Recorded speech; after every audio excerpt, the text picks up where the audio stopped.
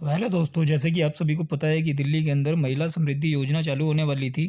तो महिला समृद्धि योजना अब जल्दी ही यहाँ पे आप सभी को पता चला होगा कि बीजेपी गवर्नमेंट जब बन गई है तो चालू कर दी गई है ये कि इसके तहत आप पूरा 2500 रुपये महीना प्राप्त कर सकते हैं। तो कौन कौन इस योजना का बेनिफिट ले पाएगा और कौन कौन इस स्कीम में पार्टिसिपेट नहीं कर सकता, यानी कि इसका बेनिफिट नहीं ले सकता, सारी जानकारी मिलेगी आपको इस वीडियो के अंदर। तो वीडियो पे बने रहें और देखें पूरी खबर क्या है।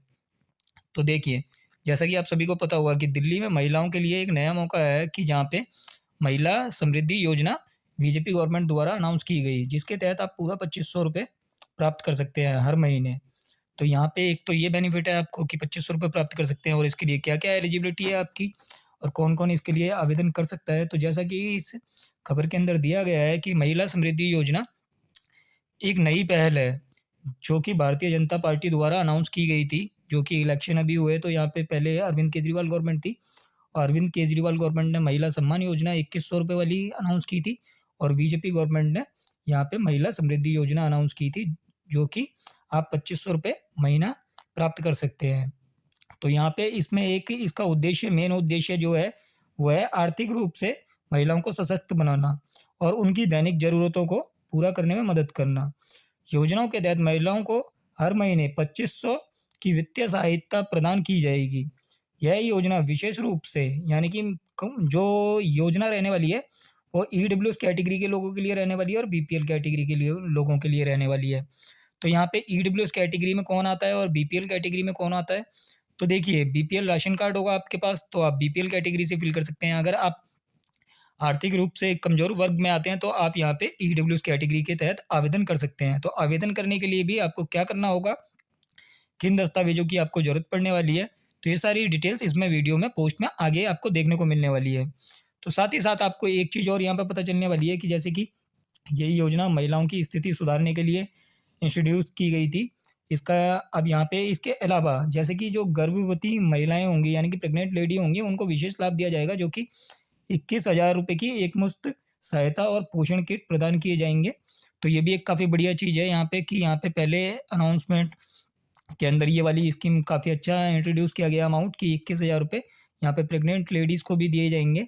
इसके लिए क्या-क्या डॉक्यूमेंट लगने वाले हैं, तो डॉक्यूमेंट सबके लिए कॉमन होने वाले हैं, जो कि आपको इसमें आगे मालूम पड़ने वाला है।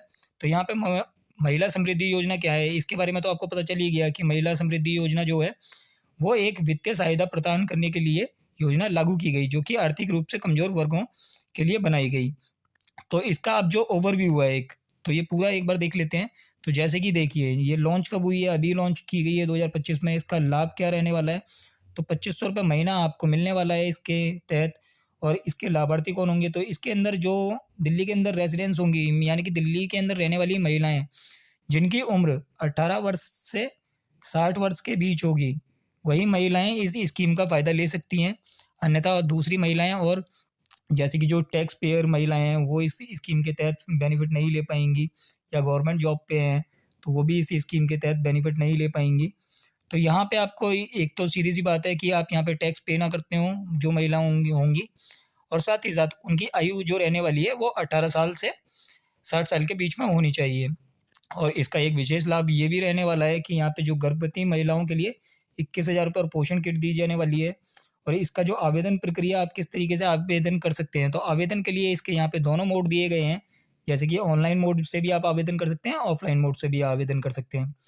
और इसका जैसे पैसा आपके पास किस तरीके से पहुँचेगा, तो यानी कि पैसा आपको चेक के थ्रू मिलेगा या कैसे मिलेगा, तो देखिए यहाँ पे बैंक खाते में डीबीटी माध्यम से आपके पैसा आने वाला है। तो डीबीटी माध्यम बोले तो यहाँ पे डायरेक्ट बेनिफिट ट्रांसफ़र जो कि गवर्नमेंट के द्वारा किया जाता है, इसके लिए आपका आधार कार्ड सीड होना चाहिए आपके बैंक अकाउंट से, तभी ये वाला डीबीटी के माध्यम से आपके पास पैसा पहुंच पाता है।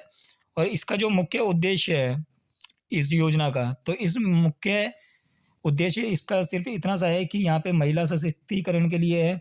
और यहाँ पे देखिए, गर्भवती महिलाओं का पोषण, गर्भवती महिलाओं को स्वास्थ्य और पोषण सुनिश्चित करने के लिए विशेष सहायता।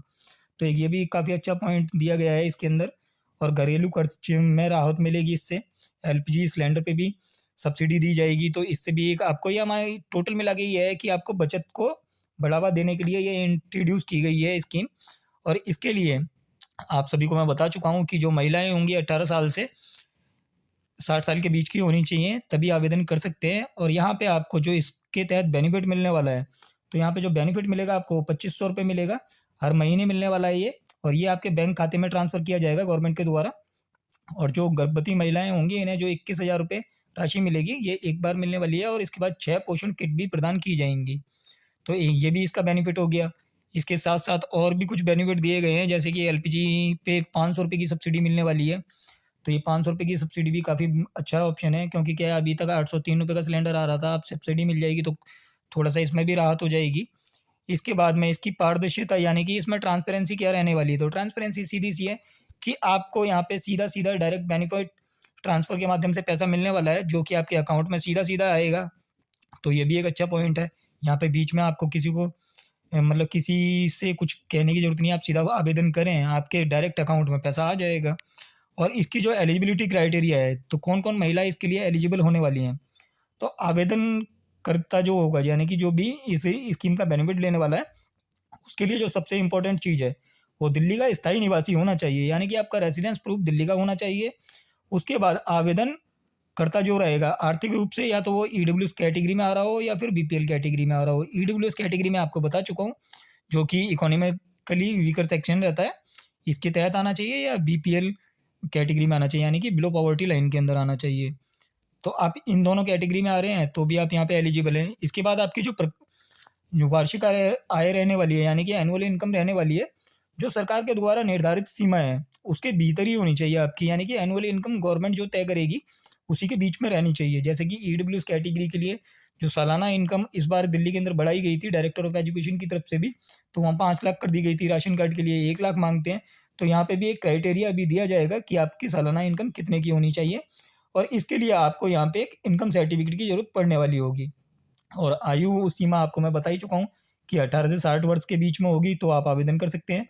सरकारी कर्मचारी होंगे या आयकर दाता, यानी कि इनकम टैक्स पे कर रहे होंगे, तो यहाँ पे आप एलिजिबल नहीं होंगे इस योजना के लिए। इसके बाद आवश्यक जो डॉक्यूमेंट रहने वाले हैं आपके, वो डॉक्यूमेंट क्या होने वाले हैं, तो डॉक्यूमेंट में देखिए, सबसे पहले आपका आधार कार्ड चाहिए होगा। निवास प्रमाण पत्र के लिए आप यहाँ पे वोटर आईडी कार्ड दे सकते हैं।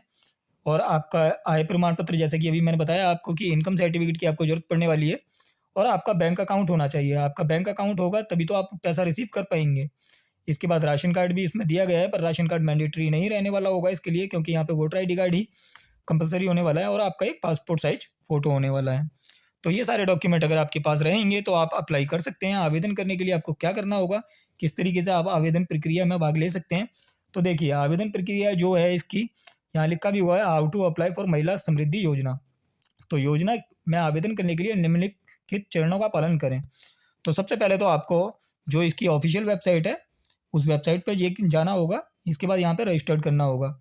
आवेदन फॉर्म भरें, और सारे डॉक्यूमेंट जो भी आपसे अभी बताए गए, वो सारे डॉक्यूमेंट आपको वहाँ पे अपलोड करने होंगे।